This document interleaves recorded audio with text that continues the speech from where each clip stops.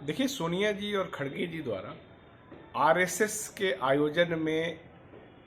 जाने से इनकार कर दिया जाना, ये हमारे स्वतंत्रता आंदोलन के वैल्यूज के मुताबिक है। कांग्रेस पार्टी ने हमेशा से स्वतंत्रता आंदोलन के समय भी आप देखें तो हिंदू महासभा और मुस्लिम लीग का उसने इसी आधार पे तो विरोध किया था कि ये दोनों दल धर्म का राजनीतिक इस्तेमाल करते हैं। आज राम मंदिर का इस्तेमाल आरएसएस और भारतीय जनता पार्टी, जो हिंदू महासभा के हायर्स हैं, वो कर रहे हैं, तो उसमें तो जाने का सवाल ही नहीं उठता है।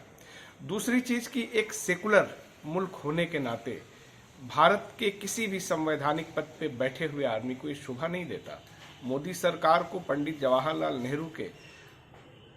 मौलाना आज़ाद को दिए गए उस सुझाव से सबक लेना चाहिए, जिसमें मौलाना आज़ाद तुर्की जा रहे थे एक ऑफिशियल विजिट पे, और वो वहाँ के शासक को भारत की तरफ से कुरान शरीफ की प्रति भेंट करना चाह रहे थे।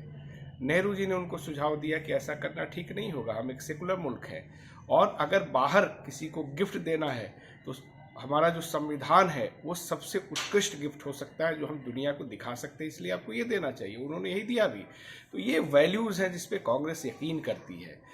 सबसे अहम बात यह है कि 1938 में सुभाष चंद्र बोस ने इस चीज़ को सबसे पहले गौर किया था कि राजनीति का धर्म का इस्तेमाल घालमेल ठीक नहीं है, इसीलिए उन्होंने 1938 में एक नियम बना दिया था कांग्रेस का अध्यक्ष बनने के बाद कि हिंदू महासभा और मुस्लिम लीग के लोग कांग्रेस के सदस्य नहीं हो सकते।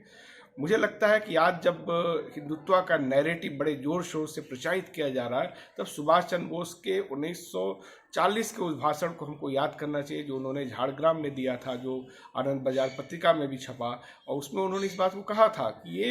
हिंदू महासभा के लोगों ने